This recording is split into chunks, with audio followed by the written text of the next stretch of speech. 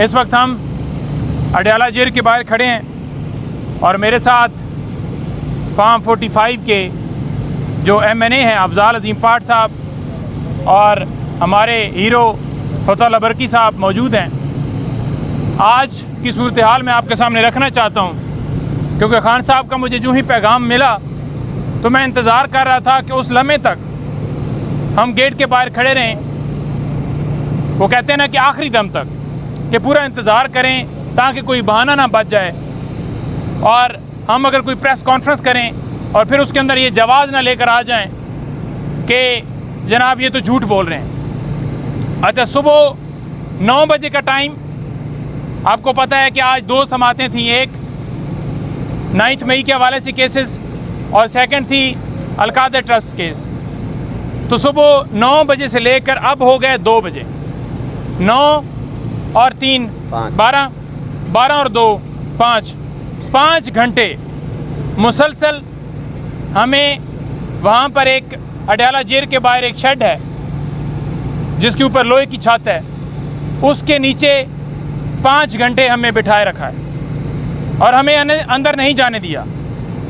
वैसे तो ये ओपन ट्रायल है, लेकिन कौन है ये ऊपर से कांटे लगा रहा है। आखिरी समात के ऊपर इमरान खान साहब के साथ मैं मौजूद था और उन्होंने मुझे कहा कि आप मीडिया के लिए पॉइंट नोट करते रहें क्योंकि 9 मई के हवाले से उन्होंने गलत स्टेटमेंट्स चलानी है और बाकी भी, तो आपने ऐसा करना है कि यहाँ पर खड़े होकर हर चीज़ नोट करनी है। मैं नोट करता रहा, फिर उन्होंने मुझे बैठ के कुछ इंस्ट्रक्शंस दी, फिर बुशरा बीबी साहबा ने मुझे बैठ कर इंस्ट्रक्शंस दी और उन्होंने कहा कि आपने ये बात जाकर करनी है।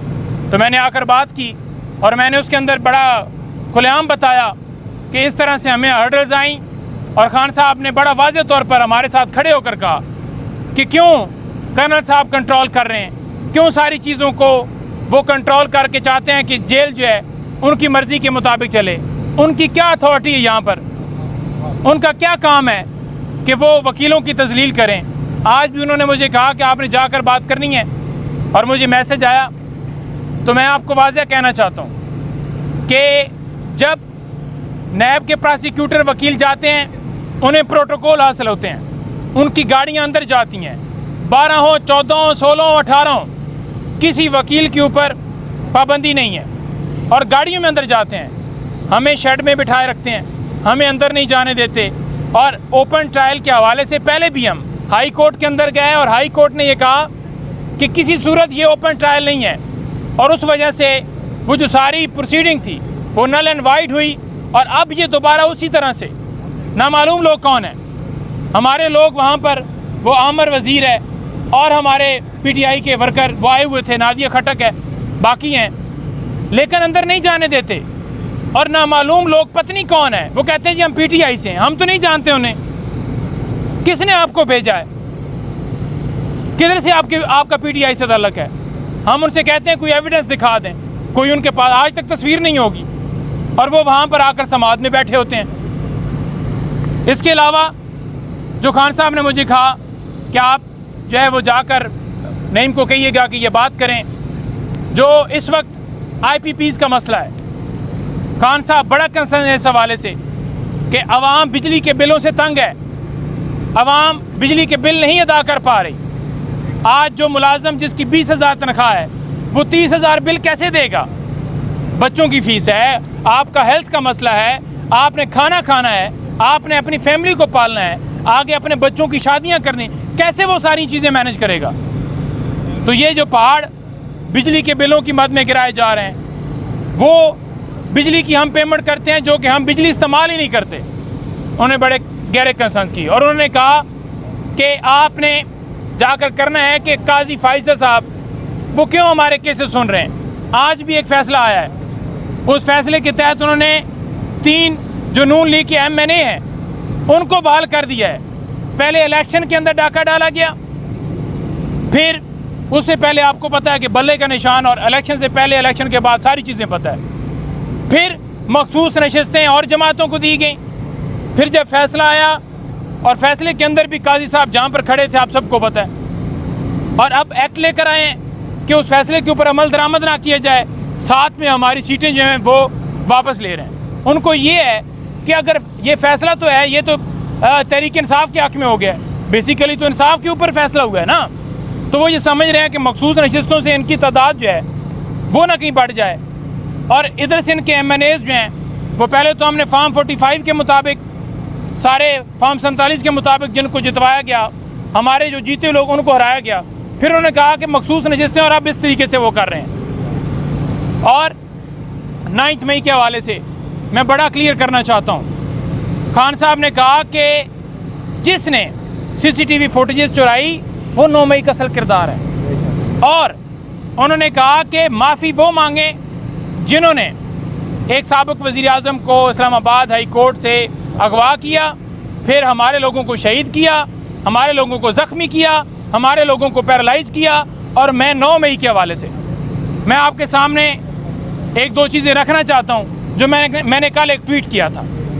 वो ये रखना चाहता हूँ कि एक बंदा मुझे रात को मिला है किसी जगह पर चाय पे, तो उसने बताया है कि इमरान खान साहब की को जब अगवा किया गया था तो इस्लामाबाद हाई कोर्ट ने कहा था कि ये रेंजर्स जो है ये कहाँ से आ गई, इनको किसने तैनात किया। तो उसके ऊपर जो नोटिफिकेशन निकाला गया था, वो जो notification Yusuf Naseem Khokhar interior secretary जो उसने इस्लामाबाद हाई कोर्ट के अंदर पेश किया था, वो नोटिफिकेशन कैसे निकाला गया था उसका बैकग्राउंड मैं आपके सामने रखना चाहता हूँ। नंबर 1, जब इस्लामाबाद हाई कोर्ट ने कहा कि बताया जाए कि रेंजर कैसे तैनात हुई, कैसे नोटिफिकेशन हुआ, एक मीटिंग जो है फौरी अर्जेंट जो है वो कंडक्ट की गई। वहाँ पर यूसुफ नसीम खोखर साहब, उसके साथ जो जॉइंट सेक्रेटरी हैं मलक रमज़ान साहब, फिर आपके डिप्टी कमिश्नर इरफान मेमन साहब उस वक्त थे, और फिर जो है वहाँ पर जो मीटिंग हुई, मीटिंग के अंदर क्या हुआ कि जो रमज़ान साहब हैं, पहले तो उन्होंने उनकी सेक्रेटरी इंटीरियर की हवा निकाल दी कि भाई अब आप जो है ना ये अपने ऊपर मामला है तो आप ही बताएं कि ये रेंजर का नोटिफिकेशन कैसे हुआ है। उसने कहा कि नहीं ये तो मुझसे कह रहे हैं। फिर जब ऊपर से दबाव होगा सेक्रेटरी इंटीरियर को, उन्होंने कहा कि भाई मसला हल करके निकालना है, हमने ये नोटिफिकेशन वहाँ पर पेश करना है। तो नोटिफिकेशन कैसे उन्होंने कहा पेश करना है, उन्होंने कहा जी बैक डेटें। ये रमज़ान साहब मशवरा देते हैं कि आप बैक डेटों में एक नोटिफिकेशन निकालें। वहाँ से ही फ़ोन होता है, जो डिप्टी कमिश्नर है इस्लामाबाद इरफान मेमन ने बैक डेटों से एक नोटिफिकेशन निकाला जिसमें वो कहते हैं कि हाई कोर्ट में शदीद खदशात हैं, सिक्योरिटी के कंसर्न्स हैं, तो वहाँ पर रेंजर्स जो हैं वो हमें चाहिए। अब आपके सामने मैं इसलिए रख रहा हूँ कि ये कैसे 9 मई को पूरा प्लान किया गया और कैसे ये इसके अंदर जो है एविडेंस अपनी मुकम्मल करने के लिए ये सारी कार्रवाई की गई। उसने क्या किया, उसने DC ने लिखा, किसको लिखा, सेक्रेटरी इंटीरियर को, यूसुफ नसीम खोखर को, कि जनाब ये हमें चाहिए। वहाँ पर बैठे हुए टाइपिंग की जाती है, सारी रिक्वायरमेंट पूरी की जाती हैं।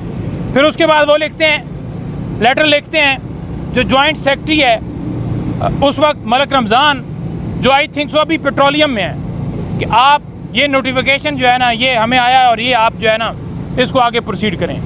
फिर वो किसको करते हैं, वो DG रेंजर को करते हैं। DG रेंजर को जब वो करते हैं, वो सारा प्रोसेस मुकम्मल करके और फ़ौरन ही वो एक नोटिफिकेशन जो सारी कार्रवाई के बाद किया जाता है उसे लेकर वो इस्लामाबाद हाई कोर्ट के अंदर पेश हो जाते हैं कि ये रेंजर्स हमने पहले से तलब की हुई थी, सिक्योरिटी के खदशात थे और सिक्योरिटी के खदशात की बुनियाद के ऊपर ये वहाँ पर हम लाए गए।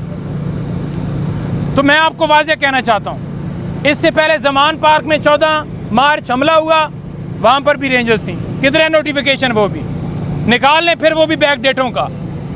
इमरान खान के ऊपर 18 मार्च जुडिशल कम्प्लेक्स हमला हुआ, कहाँ से आ गई रेंजर, वो कहाँ से वकीलों के लिबास के अंदर नामालूम लोग थे। मैं गया था सेकंड बिल्डिंग के ऊपर और मैंने जाकर खान साहब को बताया था कि वहाँ वकला की वर्दियों के अंदर कुछ लोग हैं, हम नहीं पहचान रहे कि वो वकील ILF के हैं, PTI के हैं, या हमने कभी इस्लामाबाद में देखा हो। तो हमने बताया कि वहाँ पर रेंजर भी है और वो भी लाए नोटिफिकेशन, कि वो रेंजर का नोटिफिकेशन किधर है, वो किसने उनको तैनात किया था? क्यों वो वहाँ पर सैकड़ों की तादाद में मौजूद थे? क्या इरादा था आपका? जो आप ऊपर से नाके आपने अलग लगाए हुए थे और साथ वाली बिल्डिंग के ऊपर नाका एक अलग लगा हुआ था, टारगेट करने का इरादा था आपका? क्या प्लान था?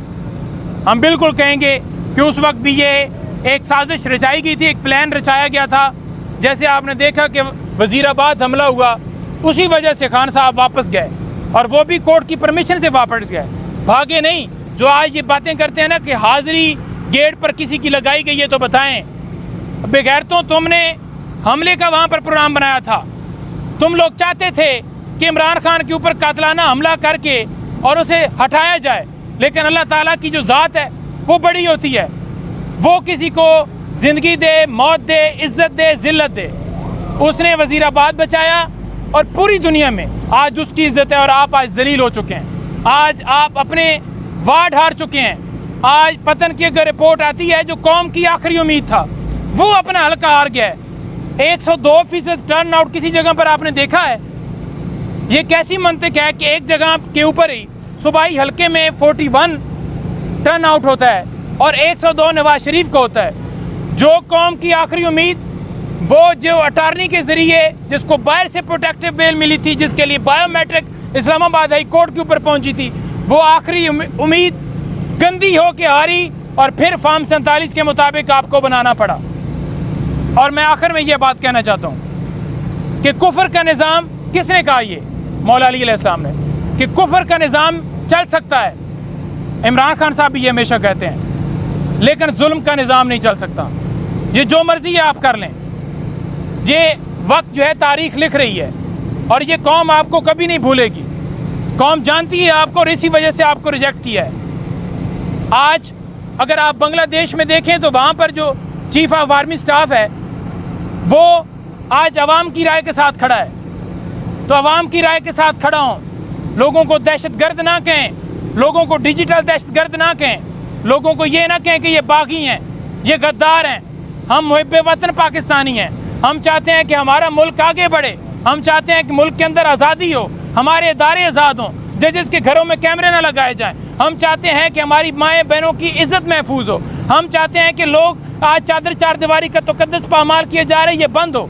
हम चाहते हैं कि पूरी दुनिया से लोग पाकिस्तान की मिसाल दें और पाकिस्तान में आने के लिए वो बेताब हों। वो कहें कि हमने जाकर इन्वेस्टमेंट उधर करनी है क्योंकि उस मुल्क के अंदर रूल ऑफ लॉ है। ये ना हो कि आप जाकर एग्रीमेंट करते रहें, आप जाकर मुआहदे करते रहें और कहते रहें कि इन्वेस्टमेंट आ रही है। कोई खाक इन्वेस्टमेंट करेगा जब आप अपनी प्रॉपर्टियाँ लंदन बनाएं, अमेरिका बनाएं, आप दुबई बनाएं? क्या खाक आके आपके पास लोग आएंगे और कहेंगे कि हम इन्वेस्टमेंट करेंगे? जब तक मुल्क के अंदर रूल ऑफ लॉ नहीं होगा, मुल्क आगे नहीं बढ़ सकता। अफजाल अजीम पाठ साहब 2 जुमले आपके साथ करेंगे। औज़ु बिल्लाहि मिनश शैतानिर रजीम, बिस्मिल्लाहिर रहमानिर रहीम। तफसीलन हमारे भाई स्पोक पर्सन ने, पंजोता साहब ने बिल्कुल बातें क्लियर कर दी।